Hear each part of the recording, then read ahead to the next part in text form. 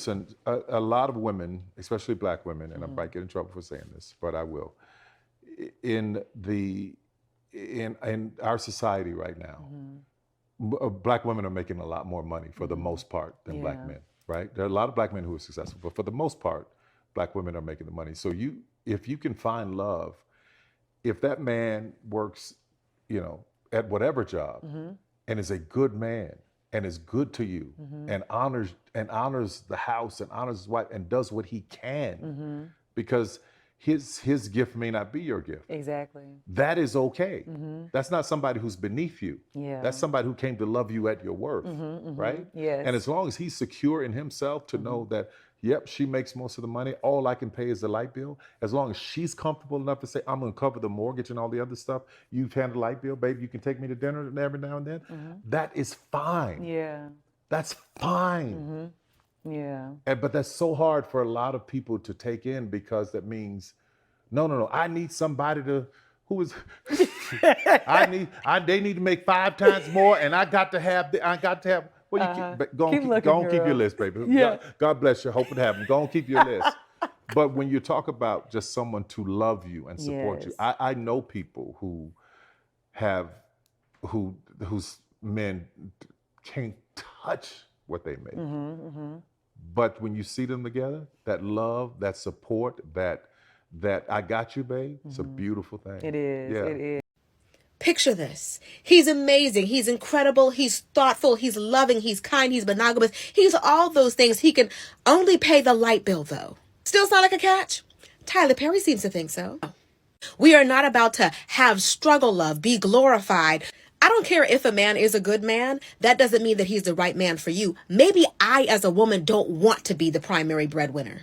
Is that okay? Am I allowed to say that I want a provider? It's funny to me how women are always expected to settle and meet a man where he is and just look at a man's heart, but they look at your face. They look at your body. Just the other day, I posted a video about this guy that was like, oh man, she's perfect. When you're loved the right way by the wrong woman, she just doesn't look the way I want her to look. Oh man.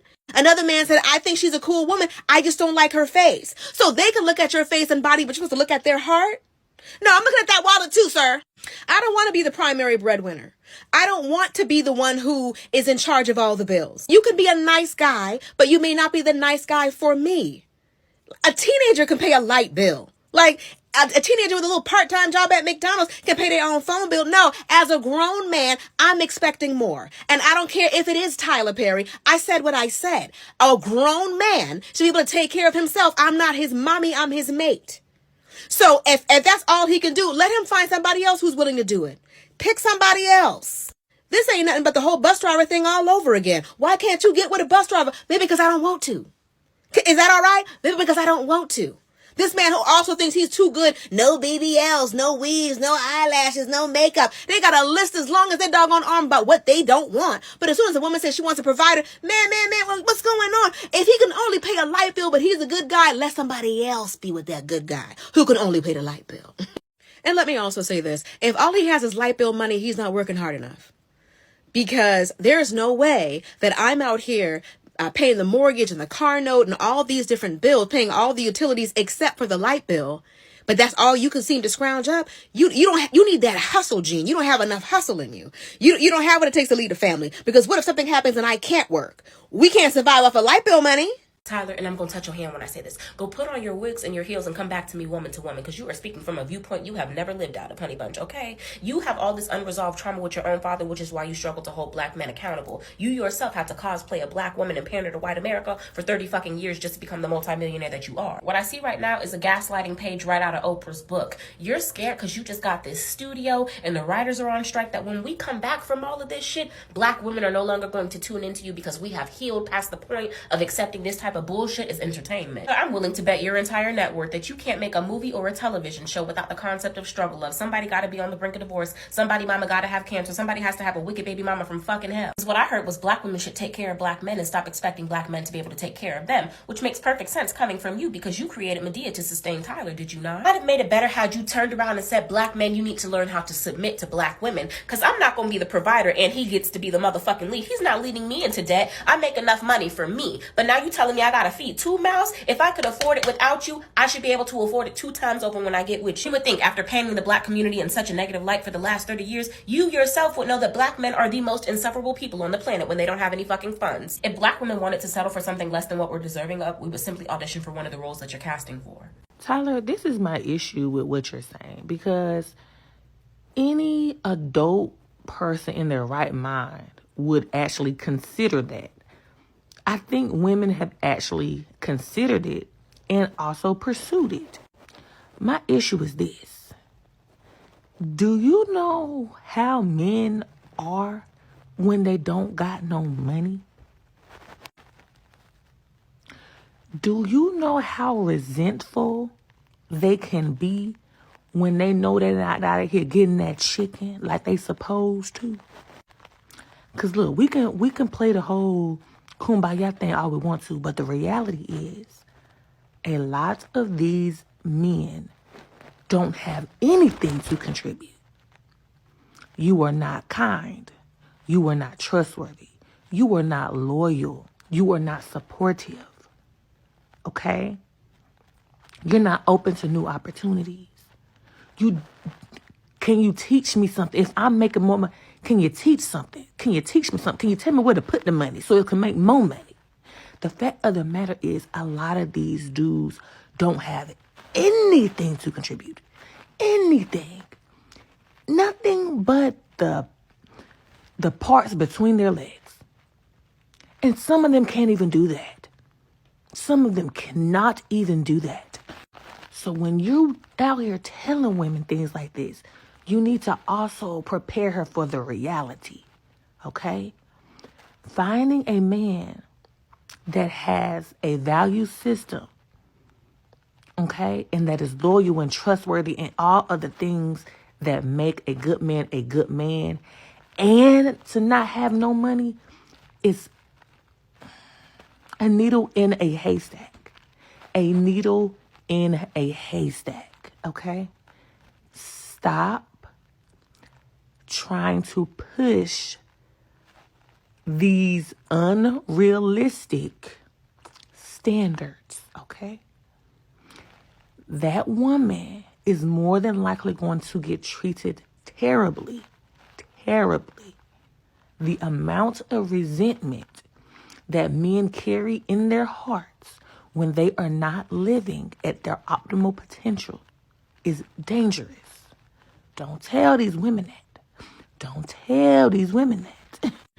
When someone, anyone at all, is giving you advice about anything, whether they're giving this advice online or offline, before you even ask yourself, is this advice safe?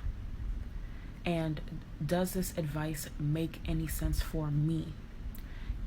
Can I apply it realistically and beneficially to my own life? You should ask yourself first, is this person taking their own advice, or have they taken their own advice? And then the second question you should ask yourself, if the answer to the first question is no, is would this person give the same advice to friends, loved ones, or family members? And if the answer to that question is also no, then forget your questions about whether it's safe or it makes sense. The next question you need to be asking yourself is, what is their agenda in giving me this advice, in pushing me to behave in this certain way, in trying to recalibrate my mindset to this specific way of thinking? What is the goal? What do they gain from me taking this piece of advice that they haven't taken for themselves, that they wouldn't give out to anyone else who they loved? What is this person's interest in me believing what they're saying to me right now?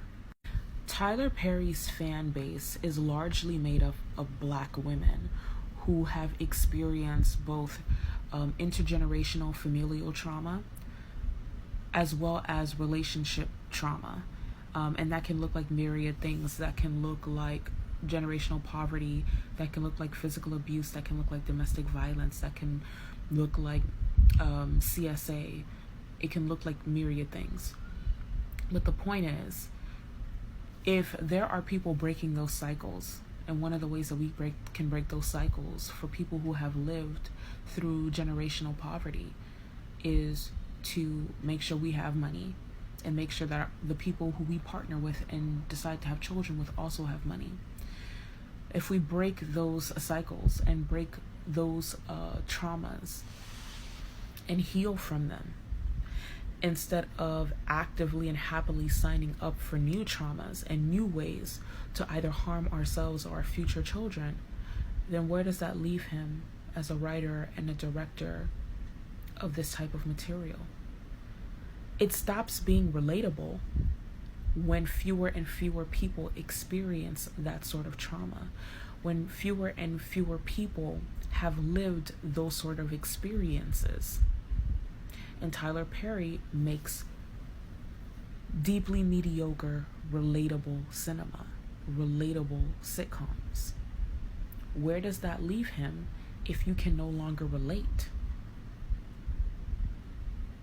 You telling me he has to pivot and start writing material about happy Black women, successful Black women, women who are child-free by choice, women who marry wealthy and don't suffer years of abuse for it? Because he's really big on that particular agenda as well, that a man who is wealthy and ambitious must inherently be abusive as well, because broke men never put their hands on nobody. Yeah. If you're living better and you're doing better and you're making better choices, and those choices are reflected in your own personal growth and contentment and the safety and well-being of your children, then who can relate to the material that he's putting out? Tyler Perry needs an audience, and he's ready to have you sign up to throw yourself under the bus in order to keep that audience. A woman's decision in whom she partners and or has children with, those decisions have far-reaching consequences. Her children or her grandchildren will be paying for those choices. Someone like Tyler Perry understands this. All he's trying to do is groom you guys into making the life choices that will ensure that he continues to have an audience 2, 3, 4, 5, 6 generations from now. Because it will continue to be relatable media. That's it. I'm sorry, Tyler, but we've already done that. We've already been there and done that. And as you can see, that the majority of us Black women are not living happily ever after with a man who can just pay the light bill. Because some of us have been in a relationship with men who couldn't pay anything because they just lost their job. Because one of the things I used to notice when I was in my 30s is that I'd be dating a guy and he might have a pretty good job. But as soon as he came across what I had in my bank account, or one paycheck came through, or I took him out to a nice dinner, he would immediately either lose the job and start having problems on the job, or want to come work for me.